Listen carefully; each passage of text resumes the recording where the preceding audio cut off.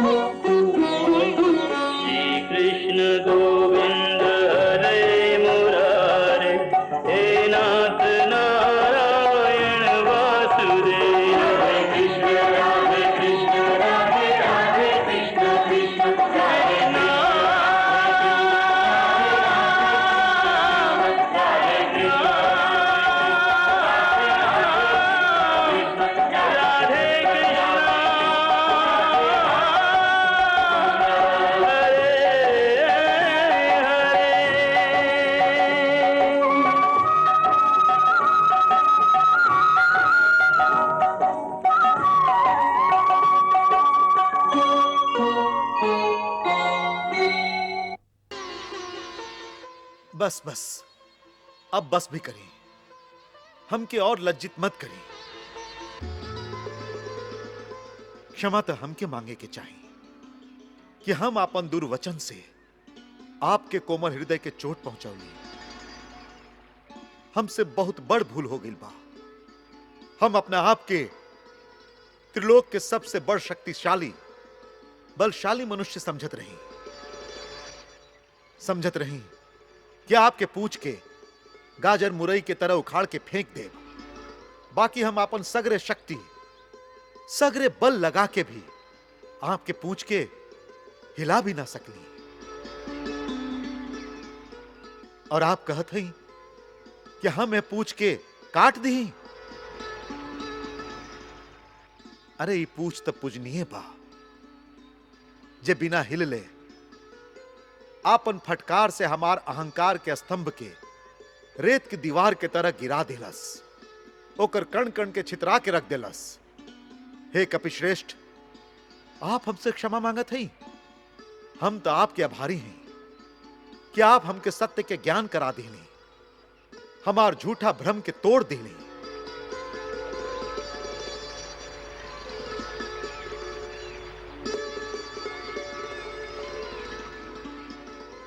हे कपिश्रेष्ठ, आप निश्चित ही ईश्वर के अवतार हैं। कृपा करके हमके अपन परिचय दी। आप अवश्य ही ये भेष में कोनो सिद्ध, गंधर्व अथवा देवता हैं।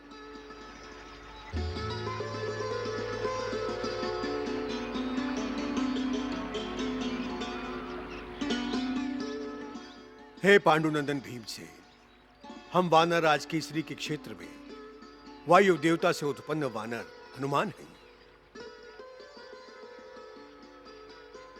हम प्रभु श्री राम के सेवक हनुमान हैं। हे भीमसेन, यह स्थान पर गंधर्व और अप्सरा हमके हमारे प्रभु श्री राम के चरित्र सुना के हमके आनंद देवेलन। यही से हम यहाँ विश्राम करत हैं। हम तो के पहचान ले रही भाई, बाकी अहंकार के चलते तो हर आंख पर शक्ति के पर्दा पड़ गई रहे। जैसे तू अच्छा और बुरा, सच और झूठ के पहचान खो बैठल रहा। यही से तू हमके पहचानला ना। हे हनुमान जी, आप हमार बड़ भाई हैं, हमके क्षमा कर दी। आप हमारा आंख खोल के हमके सत्य के ज्ञान करौली और हमके पथ भ्रष्ट होखे से बचौली। आप तो परम ज्ञानी हैं, कृपा करके आप हमार गुरु बन जाइए और हमके ज्ञान के भीख दी। प्रिय भाई भीमसेन, पहले कृत नाम की युग रहे। वह श्रेष्ठ युग में जौन भी इच्छा मनुष्य के मन में आवत रहे वो पूरा हो जात रहे, माने कि कृत हो जात रहे। यही से होके कृत युग कहल जाला। यह कृत युग में धर्म के कब्बो पतन ना होत रहे, धर्म के हानि ना पहुंचत रहे। फिर त्रेता युग आई। वह युग में यज्ञ करे के प्रवृत्ति बन गई रहे। यही से वह युग के त्रेता युग कहल जाला। त्रेता युग में लोग कर्म करके कर्म फल प्राप्त करत रहन। हे भीमसेन, फिर त्रेता युग के बाद द्वापर युग आई। द्वापर युग में वेद के 4 भाग भये। यह युग में लोग भ्रष्ट हो गईलन, धर्म के मार्ग से भटके लगलन, अधर्म बढ़े लागल। बाकी हे भीमसेन, अब जौना युग के प्रारंभ होई वो होई कलयुग। यह युग में धर्म शून्य हो जाई। मनुष्य के ओकर इच्छा के अनुसार फल ना मिली। चारों दिशा में अधर्म ही अधर्म के साम्राज्य दिखाई दी। हे पवन पुत्र, आपके उपदेश सुन के हम धन्य हो गए। आपके अमृतवाणी से हमार जन्म सफल हो गई। आपसे हमारे को अंतिम विनती बा। कहा भीमसेन, का विनती बा तुहार? विदा होके से पहले हम तुहार इच्छा अवश्य पूरा करब। शत योजन समुद्र के लागत समय आप जे विराट स्वरूप धारण कैले रही, आपके ओह विराट स्वरूप के हम दर्शन कैल चाहत हैं। हमारा अनुज भाई, तो वह विराट रूप के देखे के खातिर हठ मत करा। भैया, हम आपके ओह विराट स्वरूप के दर्शन कैले बिना एहवा से ना जाई। हे हनुमान जी, यदि हम आपसे अनुग्रहित होके के योग्य हैं तो कृपा करके आप हमके आपन विराट रूप के दर्शन कराएं। जय श्री राम। जय श्री राम। जय श्री राम।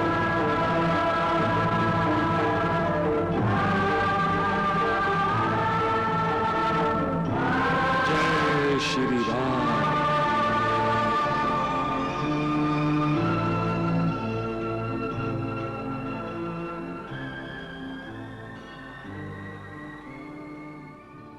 हे कुंती पुत्र भीम,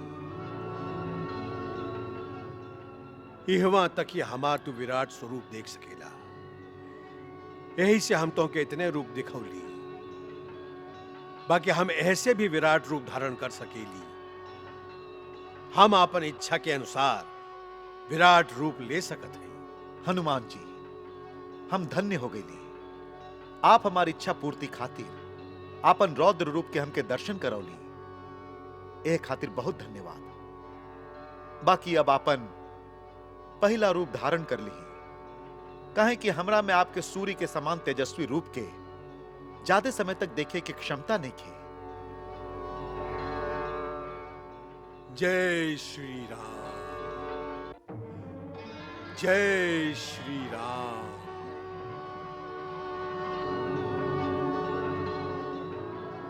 जय श्री राम।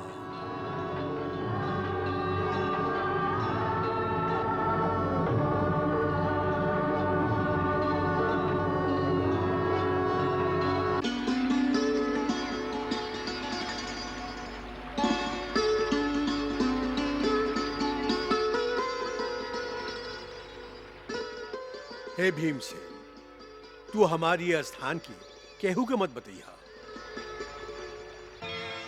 हे महाबली भीमसेन, हम तोहरा खातिर दिव्य कमल पुष्प ले आइल हई। इनके ग्रहण करा।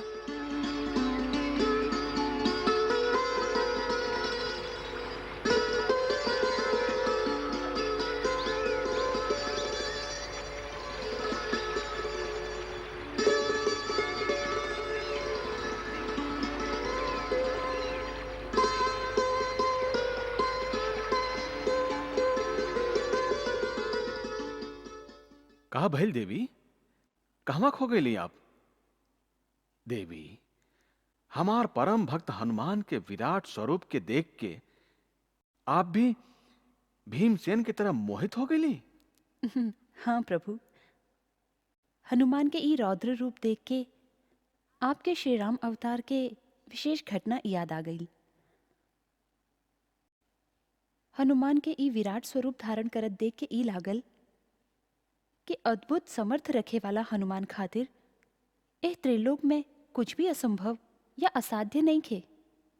यदि वो चाहें तो चींटी से भी छोट बन सकेलन, और यदि वो चाहें तो महाकाय बन के आकाश के भी छू सकेलन। महापराक्रमी महाबलशाली हनुमान के बराबरी एह त्रिलोक में और केहू ना कर सके प्रभु। आप उचित कहते हैं देवी। वाह प्रभु वाह, धन्य है आप और आपके परम भक्त। भीमसेन के अहंकार के ता हनुमान नाश कर देलन। अब बारी बा दाऊ भैया के और हमार प्रिय सखा अर्जुन के।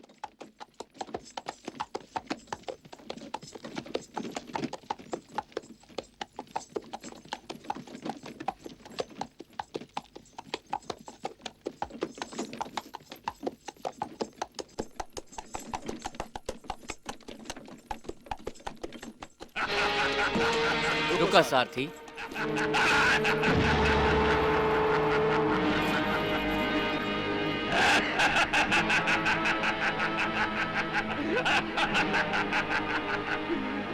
हे असुर, के बाड़ा तू और हमार मार्ग काहे रोक लिहिला तू?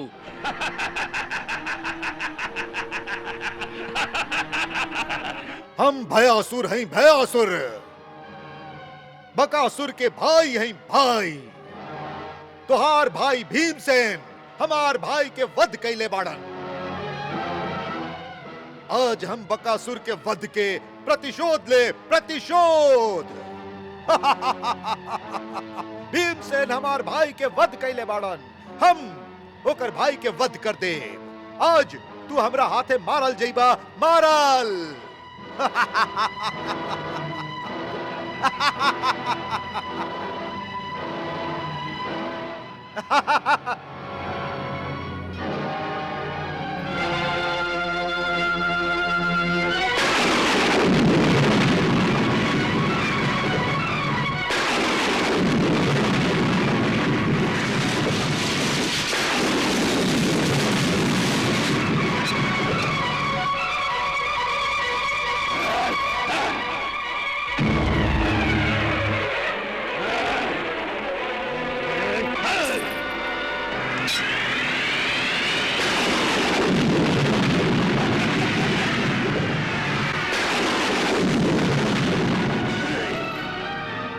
हे भयासुर, लगा था कि तुहार मृत्यु ही इहमा खींच के ले आइल बा। यदि तू हमार मार्ग ना छोड़ला था, हम तो के यमलोक पहुंचा दे। हे अर्जुन, देखत है कि केकरा के हम लोग पहुंचावता। तू हमके कि हम तो के?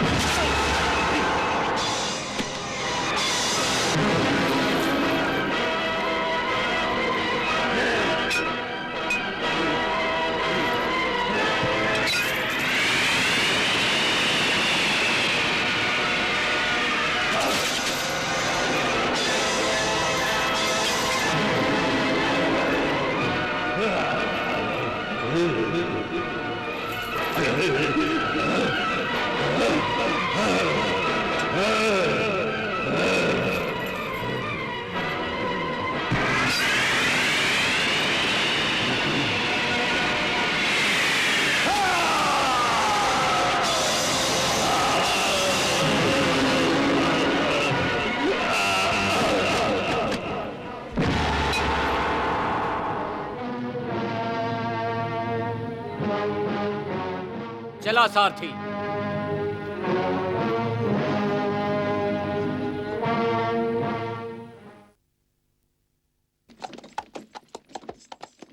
रुका सारथी।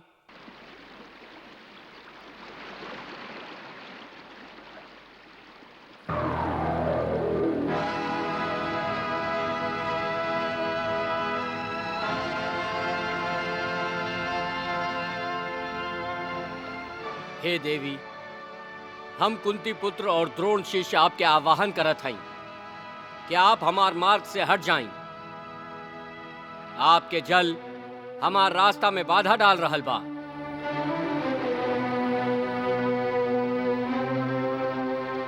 हे देवी, त्रिलोक के सर्वश्रेष्ठ धनुर्धर होखे के कारण अर्जुन के घमंड आ गेल बा।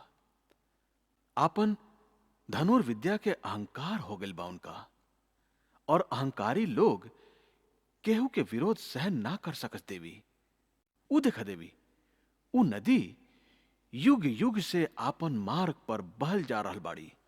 उनका सामने पहुंच के अर्जुन ई समझ रहल बाड़न कि ऊ उनकर मार्ग रोक रहल बाड़ी। ऊ उनका के आपन विरोधी समझ रहल बाड़न, और यही से ऊ एह बात के सहन नइखन कर सकत। देखा देवी, अहंकार के अधीन होके अर्जुन कैसे नदी के ओर घूर घूर के देख रहल बाड़न।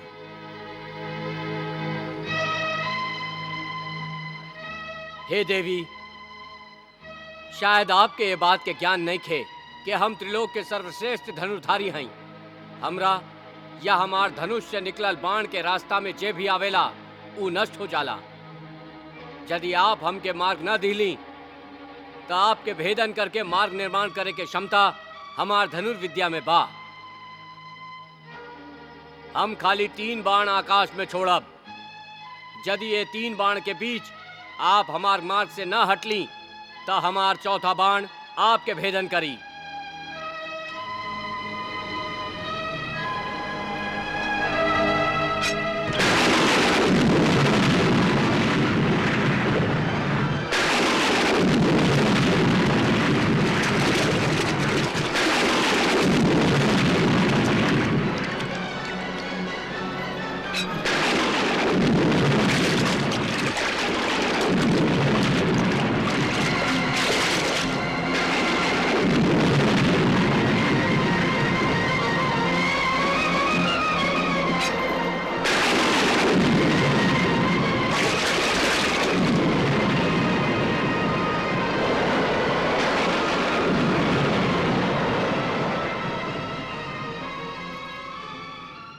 हम आपके अंतिम चेतावनी दे रहल हई, हमार मार्ग से हट जाई, ना तो हम आपके भेदन कर देब।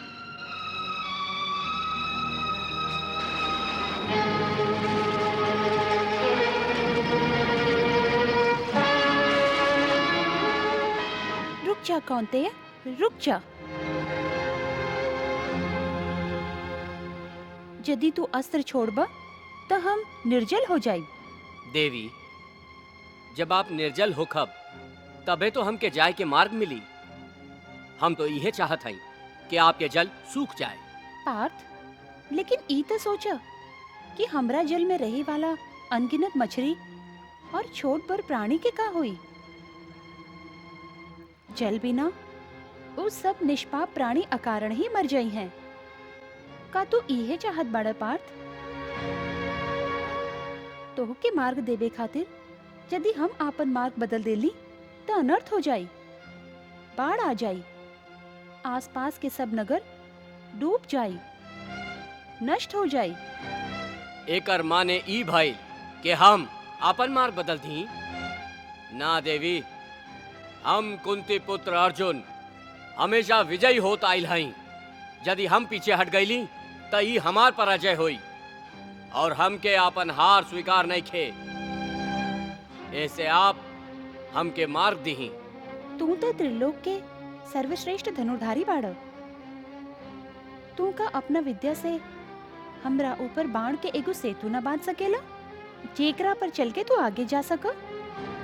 यदि तू बाण के पुल बना लेला तो सब समस्या के समाधान हो जाई। ना हमके आपन मार्ग बदले के आवश्यकता हुई और ना तो के हमके निर्जल बनावे के कष्ट उठावे के पड़े। आपके प्रस्ताव उचित बा देवी। ई बात तो हमके पहले ही सोचे के चाहत रहे।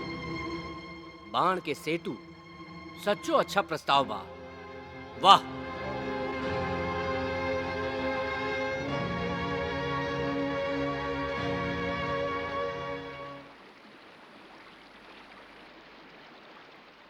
बाण के सेतु।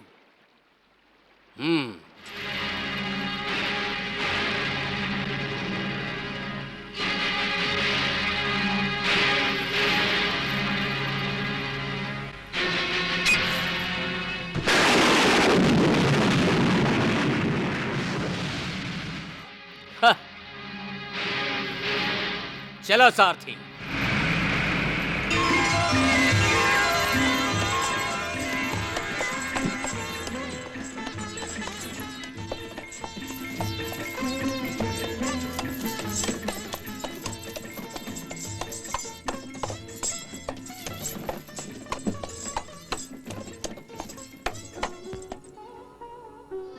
प्रणाम प्रणाम माई। अर्जुन आपन धनुर्विद्या के दुरुपयोग करत बड़न। योद्धा के जब आपन बल और ज्ञान के अहंकार हो जाला तो वह योद्धा की योग्यता खोखला हो जाला। आप अर्जुन की योग्यता के विनाश के रास्ता पर आगे बढ़े से रोकी प्रभु।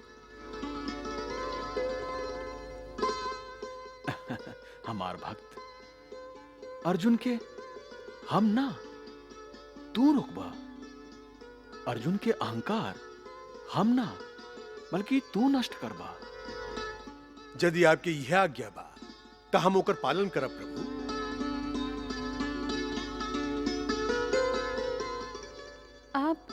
आप हनुमान के कवन आज्ञा देहली प्रभु?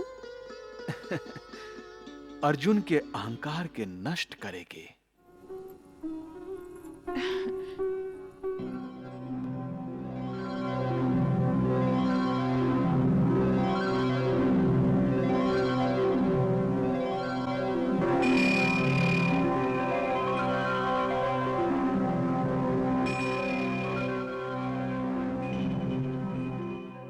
देवी, हनुमान कितना शांत भाव से भीम भैया के अहंकार के तोड़लन, वैसे ही अब वो हमार प्रिय मित्र अर्जुन के घमंड के दुर्ग के भी नष्ट कर दिए। प्रभु, हनुमान के द्वारा आप भीम भैया के अहंकार के नष्ट करवावे के साथे साथ दोनों पवन पुत्र यानी दोनों भाई के भेंट करवा दिले रही। वैसे ही अर्जुन और हनुमान के भेंट करावे के उद्देश्य भी खाली अर्जुन के घमंड तोड़े के ना हो सके, है ना? देवी, आप बिल्कुल ठीक अनुमान लगौली। हम अपन प्रिय मित्र के हनुमान द्वारा ज्ञान भी दिहल चाहते हैं और दोनों कुरुक्षेत्र में होखे वाला कौरव और पांडव के महायुद्ध में साथे योगदान भी दिए हैं। जय श्री राम, जय श्री राम। रुका सारथी। जय श्री राम।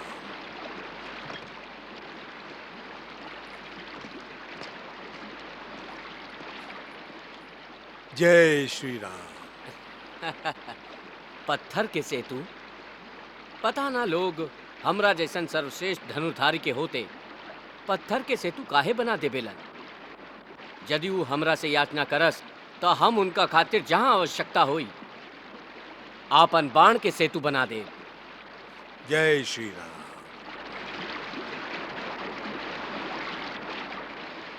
जय श्री राम।